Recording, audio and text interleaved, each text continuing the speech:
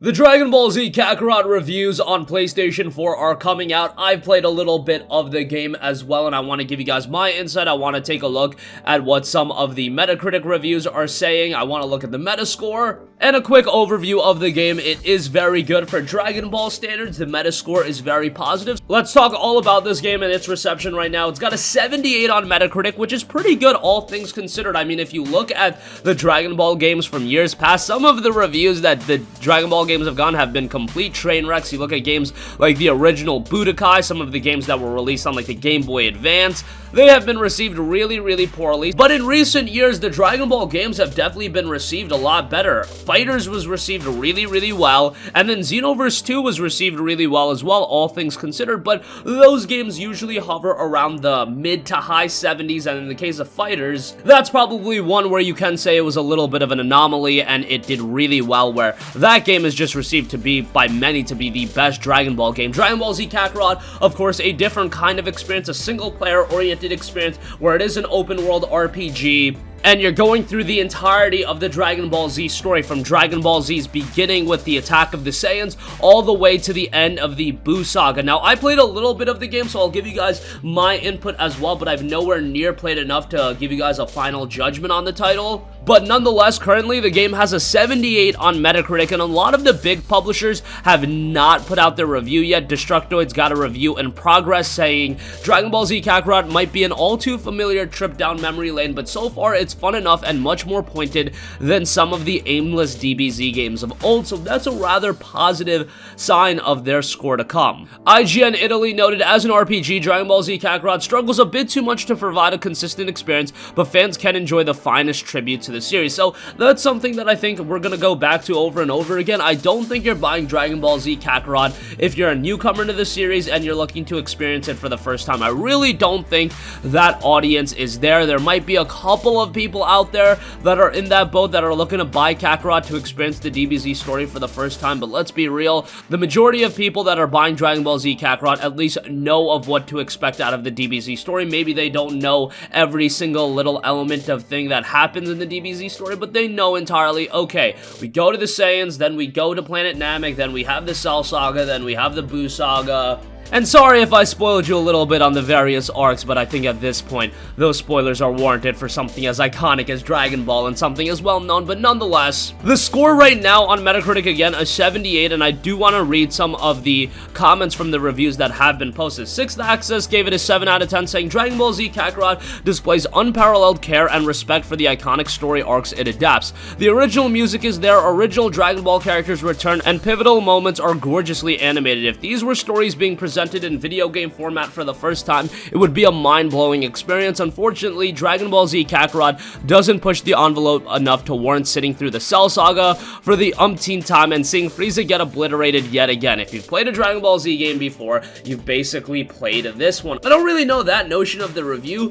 Yes, I think the majority of us know of the story of Dragon Ball, but I don't think the majority of us are playing every single Dragon Ball Z game and going through the story on every single one of them. Personally speaking, the last time I played a Dragon Ball game and actually went through the main story and experienced the Dragon Ball Z narrative arc, man, it's been a while. I played Xenoverse and Xenoverse 2, but of course, those were done a little bit differently. And then before that, you're talking about quite a while, and then the last time we experienced it in an RPG format was the freaking Legacy of Goku games on the Game Boy Advance. It's been quite a while since we went through the review, but I do understand where 6th Access is coming from. They have done the story of DBZ quite a while, and it's not like they're pushing the envelope in any crazy way. I'll talk about that in a little bit when I talk about my experiences with the game. Gaming Bible giving it a 9 out of 10, noting while some of it feels a little dated and the side missions don't diverge as much as they could, the overall package is deeply engrossing, fresh way to experience an old staple for any Dragon Ball Z fan, and that's really what I've noticed. It's a fresh and unique way to play through the DBZ games.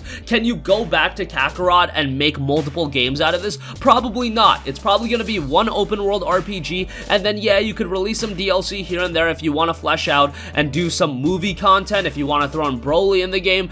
I don't know if there's any plans of adding Super content. That could be a separate game if you do want to go through Dragon Ball Super as well, but but it's not like Dragon Ball Super story is quite as expansive as Kakarot at this point. Although with Super, I don't know how much filler content they throw in there because, of course, with the original DBZ, they're a little crafty in how they would extend this series in doing long fight sequences and whatever the case may be. But sheer episode count, of course, DBZ does outnumber Super, but nonetheless, that's an entirely different topic. I really do agree with Gaming Bible's note of side missions, and this is me diverging into my own thoughts of the game.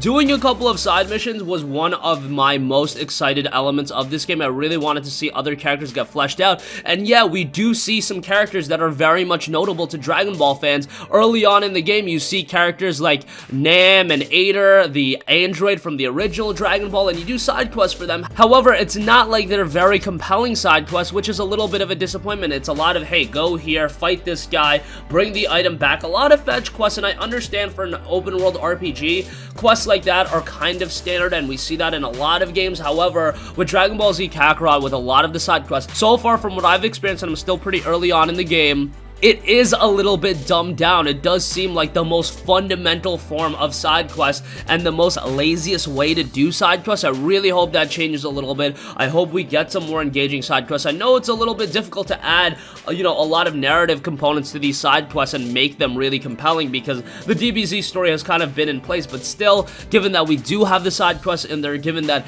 they're all over the map and whatever, it is a little bit disappointing that they aren't as engaging as I would have liked. 3D Dragos noted, Dragon Ball Z Kakarot has become one of the best games in the Dragon Ball saga. It is an above average anime game, but some playable and technical elements keep it from excellence. They gave the game an 8 out of 10, which is definitely a respectable score, and I do agree with that statement. It's definitely one of the best games in the Dragon Ball series, and if you're familiar with Dragon Ball Legacy of Goku, think about Kakarot as a more refined version of that, a more polished version of that. Of course, you're going from the Game Boy Advance to the PlayStation 4, so obviously there's going to be some improvements, but nonetheless, GamingBlog.fr gave it an 8 out of 10, noting Dragon Ball Z Kakarot is the best way to play through the entirety of the DBZ story. No other Dragon Ball game even comes close when it comes to immersion. While imperfect, the frequent and long loading screens are a pain. For example, the game is a must-have for any fan who has dreamed of living in the Dragon world, and that's something I'm going to go back to over and over again.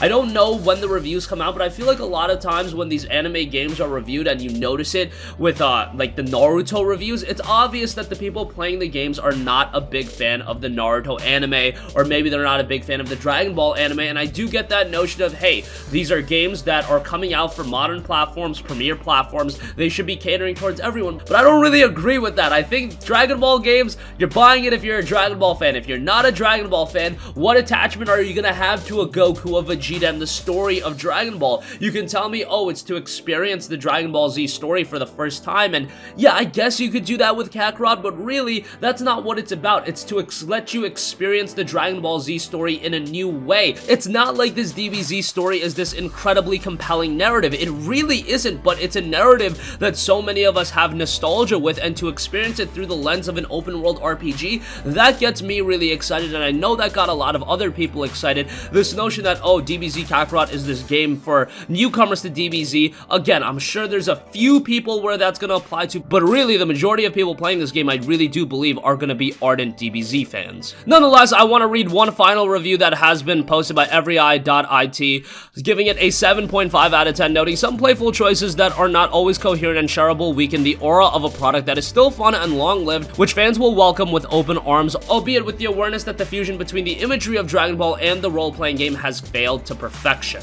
Again, they gave it a 7.5 out of 10, so a pretty good review. Okay, so my thoughts on DBZ Kakarot, again, just playing it for a couple of hours, I think the game has a lot to like, and if you're a fan of DBZ, you're absolutely gonna enjoy the game. Is the combat the greatest in the world? No, but it's definitely flashy, it's definitely stylish, and I think when going into a Dragon Ball Z game like this, we're not looking for the most robust combat in the world, but we are looking for that flash, that style, that substance, and DBZ Kakarot absolutely has that, and that element is really echoed in the reviews. I think all of the reviewers are coming to the conclusion that, yeah, the story of Dragon Ball Z has been translated very well in an open world RPG. RPG. The side quests at this point so far that I've done haven't been the best, but I'm really hoping those will get better. But overall, I think if you're a fan of Dragon Ball Z, I think if you want to experience the story again in an open world format and you want a pretty decent open world game, again, don't expect an open world game at the level of a Witcher, and don't expect the side quest to be that level of fleshed out and with that level of detail. However, there is a lot of content and there's a lot of fun to be had. So that's my 2 cents on the game. Those are some of the Metacritic scores, and currently it's got a 78 on